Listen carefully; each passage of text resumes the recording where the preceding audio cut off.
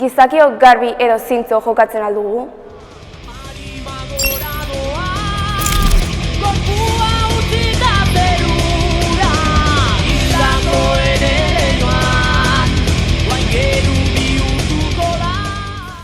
Nik uste dut azken boladan iluntasunak kutsatu gaituela. Iluntasunean izan nintzen argia, orain berriz iluntasuna naiz. Gogoan dut zoriontsu eta iluntasunik gabe bizi ginen garaiura. Zergatik ez gara etorkizun berri bat eraikitzen hasten?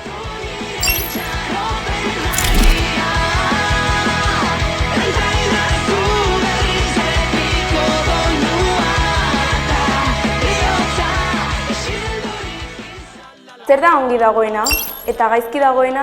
Zuek ere sentitu alduzue barne gatazka hori?